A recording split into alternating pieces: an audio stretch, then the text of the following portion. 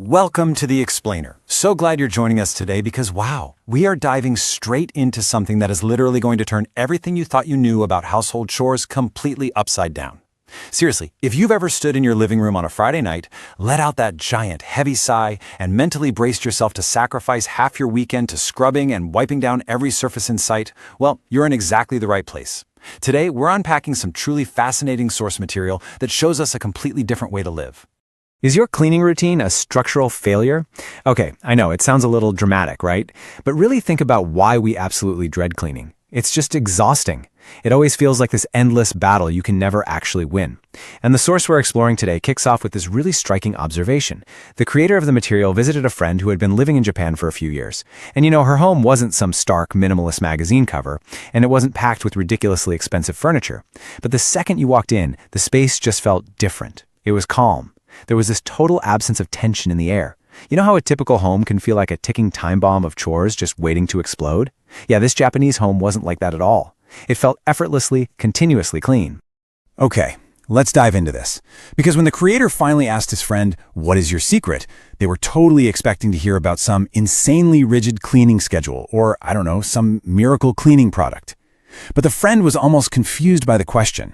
She just shrugged and pointed out this incredibly simple truth. She said, "I just do small things all the time. Nothing takes more than a minute. That's it. No crazy schedule, no hoarding special chemical cleaners under the sink. She just had this series of tiny, almost invisible actions seamlessly woven into her daily routine." Section 1. The Event Model Trap. Why Western Cleaning is Exhausting. Now, to really grasp why this 1-minute concept is such a game changer, we have to look at the trap most of us are stuck in right now. Whether you're in the US, the UK, Europe, Australia, we all seem to share this massive cultural pain point. We rely on the cleaning event. Oh, you know exactly what I mean. The Saturday morning blitz, the giant spring clean, that absolute panic deep clean you do 20 minutes before guests arrive. Let's actually break down the anatomy of this trap. It is a completely cyclical, 100% reactive process. Step 1, you live in your space. Step 2, the space inevitably gets dirty. Step 3, you have to block out a huge chunk of your free time.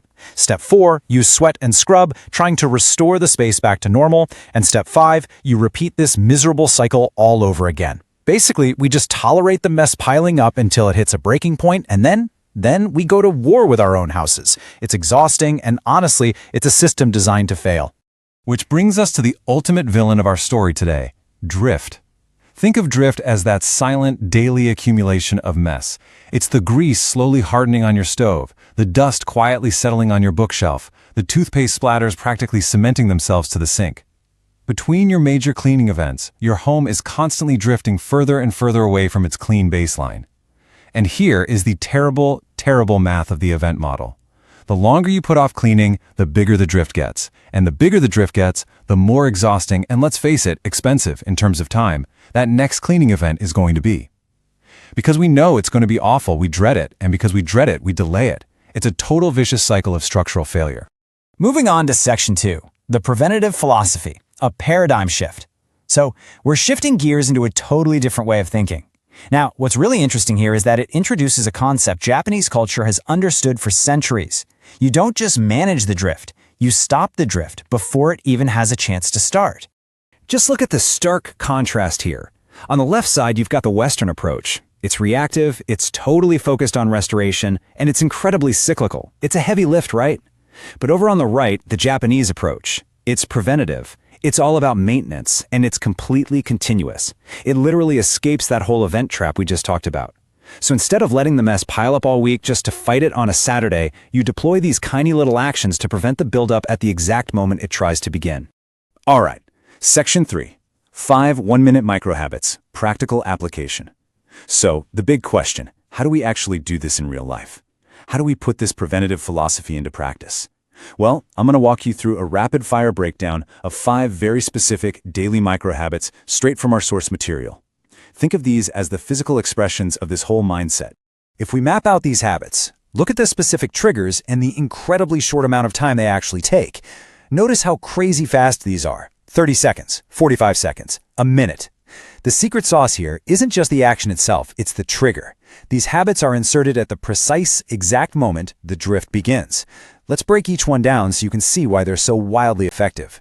First up, habit number 1, the stovetop wipe. So, in the West, we usually wait to wipe down the stove until it visually crosses this threshold of, okay, that looks dirty. But by that time, the grease has been sitting there, hardening for days. What our source points out is that Japanese homemakers will wipe the stove after literally every single cooking session, right while the surface is still warm. And that is key. Warm surfaces release grease effortlessly. So a quick 30-second wipe with a damp cloth, that completely prevents that miserable 10-minute scrubbing session on Saturday morning. Now, let's move into the bathroom and see how this builds. Habit number 2, the shower squeegee.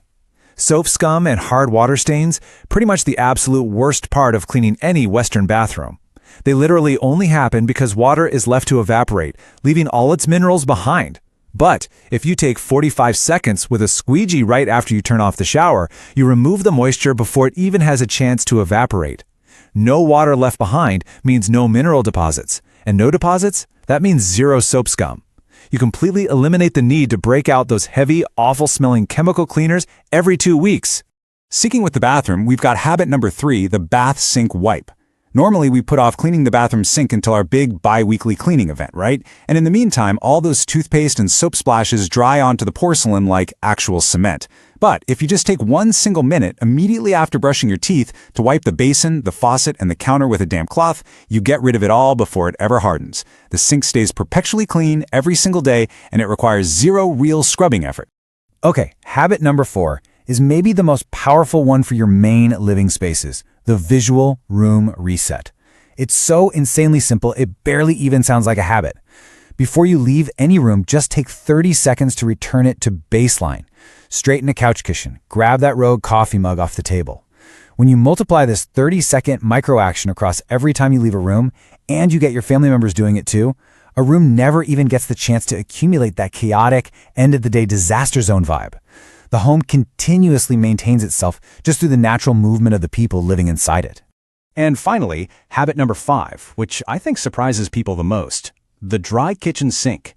After you finish doing the dishes, take 1 minute to completely wipe the sink basin and the faucet dry. Why? Because a perpetually damp sink is essentially a giant breeding ground for bacterial odor and microbial growth. Taking away that moisture fundamentally changes how your entire kitchen smells and feels. Let me tell you, walking into a kitchen and seeing a completely dry, shining sink the next morning, it sets a totally different, incredibly positive tone for your entire day. Moving to section 4, the ultimate time trade-off, reclaiming your weekends. So we've covered the 5 micro habits. Now let's zoom out and look at the bigger picture. We're talking about the ultimate time trade-off here. What kind of return on investment do you actually get for changing your behavior in these tiny, tiny ways? So the crucial point is summarized absolutely perfectly in this quote from our source material. The goal of cleaning is not to restore. The goal of cleaning is to prevent. Restoration, which is fighting the drift after the damage is already done, is incredibly expensive when it comes to your time and your energy. But prevention, as we've just seen, prevention is almost completely free. Let's actually look at the real, literal cost of this preventative maintenance routine. If you add up the stove wipe, the shower squeegee, the bathroom sink, a couple of quick visual resets, and drying out the kitchen sink, you are spending an average of just 5 minutes a day. 5 minutes! That's it! And in exchange for those 5 measly daily minutes, look at what you get back. 4 hours a week. That massive, daunting block of time you used to spend on the reactive, totally dreaded Saturday cleaning blitz, it's just gone. It is a relic of the past. You get to reclaim your weekends, you get your energy back, and honestly, you get your peace of mind back. I want to leave you with a bit of a challenge today. You do not have to overhaul your entire life overnight, but ask yourself, which 1-minute habit will you start today? Just pick one. Maybe it's the stove wipe right after you cook, or grabbing the squeegee after your shower.